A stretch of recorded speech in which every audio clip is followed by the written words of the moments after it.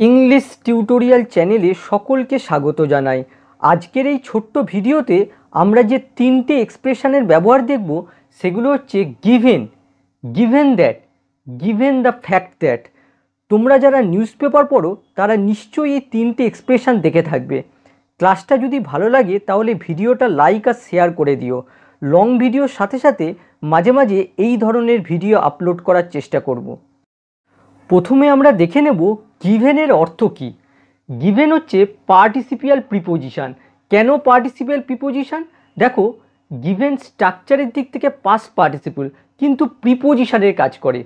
গিভেনের সমার্থক শব্দ হতে পারে considering, taking into account, taking into consideration, in view of. এই সমস্ত এক্সপ্রেশনগুলো গিভেনের পরিবর্তে ব্যবহার করতে পারো। গিভেনের বাংলা অর্থ হচ্ছে বিবেচনা করে বা মাথায় রেখে। এবার তিনটে এক্সপ্রেশনের স্ট্রাকচারগুলো দেখে নাও। প্রথমে দেখো গিভেন, আগেই বলেছি গিভেন হচ্ছে প্রিপোজিশন। গিভেন প্লাস নাউন অথবা নাউন ফ্রেজ, তারপরে একটা কমা বসবে, তারপরে সেন্টেন্স বসবে। প্রিপোজিশনের যেমন অবজেক্ট থাকে তেমন গিভেনের অবজেক্ট হচ্ছে এই নাউন অথবা নাউন ফ্রেজ। আবার গিভেনের পরিবর্তে তোমরা গিভেন দ্যাটও ব্যবহার করতে পারো। গিভেন দ্যাট হচ্ছে কনজাংশন। স্ট্রাকচার হবে গিভেন দ্যাট প্লাস সেন্টেন্স, তারপরে কমা বসবে, তারপরে আরেকটা সেন্টেন্স বসবে।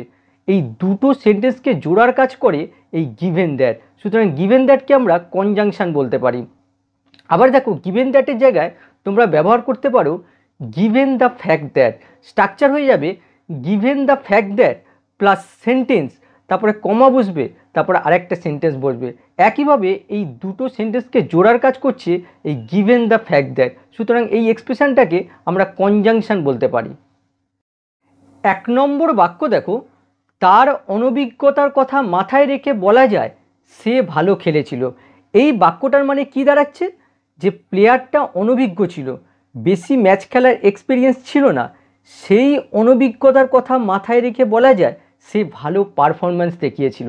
তাহলে দেখো, তার অনভিজ্ঞতার কথা মাথায় রেখে, প্রথমে আমরা অনুবাদ করব মাথায় রেখে। অনুবাদ কি হবে? গিভেন। কি মাথায় রেখে? এখানে দেখো রয়েছে তার অনভিজ্ঞতার কথা, অনুবাদ করব তার অনভিজ্ঞতা, হিজ ইনএক্সপেরিয়েন্স। তারপরে দেখো কমা রয়েছে, কমা দেওয়া হলো। তারপরে দেখো রয়েছে বলা যায়, এটা কোনো অনুবাদ হবে না, এটা সেন্সে আমাদের ধরে নিতে হবে। তারপরে দেখো রয়েছে সে ভালো খেলেছিল, কি হবে? হি প্লেইড ওয়েল। তাহলে বাক্যটা কি হলো? Given his inexperience he played well. এই বাক্যের স্ট্রাকচারটা লক্ষ্য করো, গিভেন হচ্ছে প্রিপোজিশন, আর এই প্রিপোজিশনের অবজেক্ট হচ্ছে হিজ ইনএক্সপেরিয়েন্স, এটা হচ্ছে নাউন ফ্রেজ। তারপরে দেখো কমা দেওয়া হয়েছে, তারপরে দেখো একটা বাক্য দেওয়া হয়েছে। আবার এই বাক্যটা দেখো, সে অনভিজ্ঞ, এটা বিবেচনা করে বলা যায় সে ভালো খেলেছিল। তাহলে দেখো, এটা বিবেচনা করে কি হবে?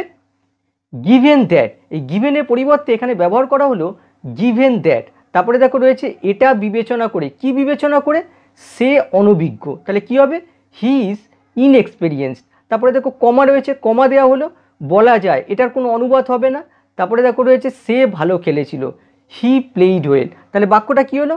Given that he is inexperienced he played well. তাহলে এই বাক্যের স্ট্রাকচার লক্ষ্য করো, দেখো গিভেন দ্যাট হচ্ছে কনজাংশন, আর হি ইজ ইনএক্সপিরিয়েন্স এটা একটা বাক্য।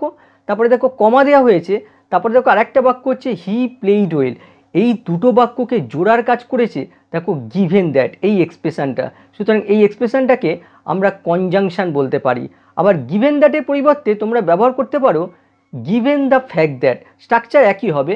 বাক্যটা দেখো, given the fact that he is inexperience he played well. দু নম্বর বাক্য দেখো, তার বয়সের কথা মাথায় রেখে তাকে এই কাজের দায়িত্ব দেওয়া হয়নি। তার মানে কি?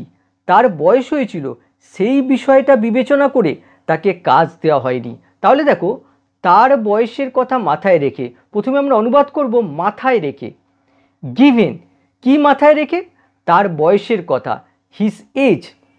তারপরে দেখো কমা দেওয়া হয়েছে, কমা বসানো হলো। তারপরে দেখো বাক্যটা রয়েছে তাকে এই কাজের দায়িত্ব দেওয়া হয়নি। দেখো প্যাসিভে রয়েছে, কি হবে? He was not given the responsibility of this work. তাহলে বাক্যটা কি হলো? Given his age he was not given the responsibility of this work. তাহলে এই বাক্যের স্ট্রাকচার লক্ষ্য করো, গিভেন হচ্ছে প্রিপোজিশন, আর তার অবজেক্ট হচ্ছে হিজ এজ, এটা হচ্ছে নাউন ফ্রেজ, তারপরে কমা দেওয়া হলো, তারপরে দেখো আরেকটা বাক্য দেওয়া হলো। এবারে এই বাক্যটা দেখো, সে প্রবীণ, এই কথা বিবেচনা করে তাকে এই কাজের দায়িত্ব দেওয়া হয়নি। তাহলে দেখো এই কথা বিবেচনা করে, এরপরে দেখো একটা কমা বসবে, এই কমাটা বসানো হয়নি। এই কথা বিবেচনা করে কি হবে, গিভেন দ্যাট অথবা গিভেন দ্য ফ্যাক্ট দ্যাট, যে কোনো একটা ইউজ করতে পারো। আচ্ছা, কি কথা বিবেচনা করে, যে সে প্রবীণ, তাহলে কি হবে, হি ইজ ওল্ড, তারপরে দেখো একটা কমা বসবে, এই কমাটা এখানে দেওয়া হয়নি। তারপরে দেখো বাক্যটা রয়েছে, তাকে এই কাজের দায়িত্ব দেওয়া হয়নি, কি হবে, he was not given the responsibility of this work. তাহলে বাক্যটা কি হলো, গিভেন দ্যাট অথবা given the fact that he is old, he was not given the responsibility of this work. এখানে দেখো দুটো বাক্য দেখতে পাচ্ছ, একটা হচ্ছে হি ইজ ওল্ড আর একটা হচ্ছে he was not given the responsibility of this work. আর এই দুটো বাক্যকে জোড়ার কাজ করেছে এই দুটো এক্সপ্রেশন। এবার মিসিলেনিয়াস সেন্টেন্সগুলো দেখো, গ্যাসের উচ্চ মূল্যের কথা বিবেচনা করে আমাকে গাড়ি চালানো বন্ধ রাখতে হয়েছিল। তাহলে দেখো গ্যাসের উচ্চ মূল্যের কথা বিবেচনা করে, প্রথমে অনুবাদ হবে বিবেচনা করে, গিভেন, তারপরে দেখো কি বিবেচনা করে, এখানে দেখো রয়েছে গ্যাসের উচ্চ মূল্যের কথা। তাহলে দেখো গ্যাসের উচ্চ মূল্য কি হবে, the high cost of gas, তারপরে একটা কমা দিতে হবে। তারপরে দেখো রয়েছে আমাকে গাড়ি চালানো বন্ধ রাখতে হয়েছিল, অনুবাদ কি হবে, I had to stop driving. তাহলে বাক্যটা কি হলো, given the high cost of gas I had to stop driving. পরের বাক্য দেখো, এটা তাদের প্রথম খেলা, এই বিবেচনা করে আমি মনে করি তারা বেশ ভালো পারফর্ম করেছে। তাহলে দেখো এটা তাদের প্রথম খেলা, এই বিবেচনা করে, প্রথমে অনুবাদ হবে এই বিবেচনা করে, কি হবে, গিভেন দ্য ফ্যাক্ট, তারপরে দেখো যে একটা যে আনতে হবে, দ্যাট আনা হলো। তারপরে দেখো এই বিবেচনা করে যে, কি বিবেচনা করে, এটা তাদের প্রথম খেলা, দেখো এটা বাক্য, তাহলে কি হবে, this is their first game, তারপরে একটা কমা দিতে হবে। তারপরে দেখো রয়েছে আমি মনে করি, আই থিঙ্ক, কি মনে করি, তারা বেশ ভালো পারফর্ম করেছে, কি হবে, দে ডিড প্রিটি ওয়েল। তাহলে বাক্যটা কি হলো, given the fact that this is their first game I think they did pretty well. 3 number দেখো, করোনা পরিস্থিতির কথা মাথায় রেখে সমস্ত স্কুল কলেজ বন্ধ রাখা হয়েছিল। তাহলে দেখো করোনা পরিস্থিতির কথা মাথায় রেখে, প্রথমে অনুবাদ হবে মাথায় রেখে, গিভেন, কি মাথায় রেখে, করোনা পরিস্থিতির কথা, করোনা পরিস্থিতি কি হবে, দ্য করোনা সিচুয়েশান, তারপরে কমা দেওয়া হলো। তারপরে দেখো রয়েছে সমস্ত স্কুল কলেজ বন্ধ রাখা হয়েছিল, all the schools and colleges were closed. তাহলে বাক্যটা কি হলো, given the corona situation all the schools and colleges were closed. আবার দেখো ওই গিভেনের পরিবর্তে তোমরা ইউজ করতে পারো ইন ভিউ অফ, সেক্ষেত্রে বাক্যটা হবে in view of the corona situation all the schools and colleges were closed. In view অফের পরিবর্তে তোমরা কনসিডারিংও ইউজ করতে পারো। পরের বাক্য দেখো, দর্শকদের কথা মাথায় রেখে আমি তথ্যবহুল ভিডিও বানানোর চেষ্টা করি।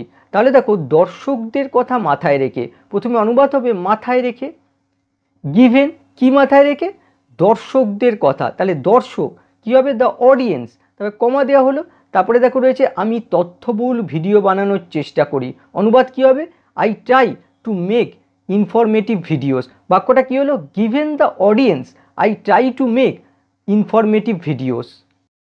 5 নম্বর দেখো, সে ইংরেজিতে দুর্বল, এই কথা বিবেচনা করে তার কঠোর অভ্যাস করা উচিত। তাহলে দেখো সে ইংরেজিতে দুর্বল, এই কথা বিবেচনা করে, প্রথমে অনুবাদ হবে এই কথা বিবেচনা করে, তাহলে কি হবে, গিভেন দ্য ফ্যাক্ট দ্যাট, এই কথা বিবেচনা করে যে, আচ্ছা কি কথা বিবেচনা করে, যে সে ইংরেজিতে দুর্বল, দেখো এটা বাক্য, তাহলে কি হবে, he is weak in English, তারপরে কমা দিতে হবে। তারপরে দেখো রয়েছে তার কঠোর অভ্যাস করা উচিত, হি শুড প্র্যাকটিস হার্ড।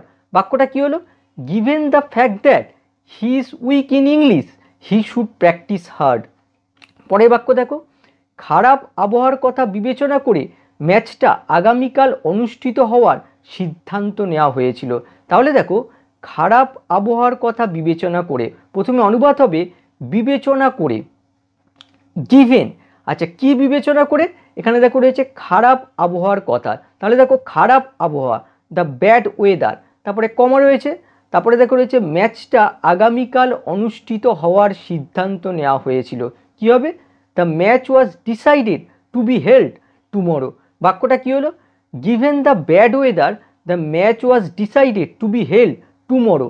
আবার দেখো গিভেনের পরিবর্তে তোমরা যদি গিভেন দ্যাট দিয়ে করো তাহলে বাক্যটা এরকম হবে, given that the weather was bad. এখানে দেখো দ্য ব্যাড ওয়েদার এটা ছিল নাউন ফ্রেজ, এই গিভেনের অবজেক্ট রূপে ইউজ হয়েছে। আর এখানে দেখো গিভেন দ্যাটের পরে বাক্য হয়ে গেল দ্য ওয়েদার ওয়াজ ব্যাড, তারপরে কমা দেওয়া হলো, তারপরে দেখো এই বাক্যটা হচ্ছে the match was decided to be held tomorrow. তাহলে এই বাক্যটার বাংলা অনুবাদ কী হবে? আবহাওয়া খারাপ ছিল এটা বিবেচনা করে ম্যাচটা আগামীকাল অনুষ্ঠিত হওয়ার সিদ্ধান্ত নেওয়া হয়েছিল। 7 নম্বর বাক্য দেখো, তোমার অসুস্থতার কথা বিবেচনা করে আমার মনে হয় তোমার আজ স্কুলে যাওয়া উচিত নয়। তাহলে দেখো তোমার অসুস্থতার কথা বিবেচনা করে অনুবাদ হবে বিবেচনা করে। গিভেন কি বিবেচনা করে? তোমার অসুস্থতার কথা। তাহলে দেখো তোমার অসুস্থতা ইওর ইলনেস, তারপরে কমা দেওয়া হলো, তারপরে দেখো রয়েছে আমার মনে হয় আই থিঙ্ক। কি মনে হয়? তোমার আজ স্কুলে যাওয়া উচিত নয়, you should not go to school today. বাক্যটা কী হলো? Given your illness I think you should not go to school today.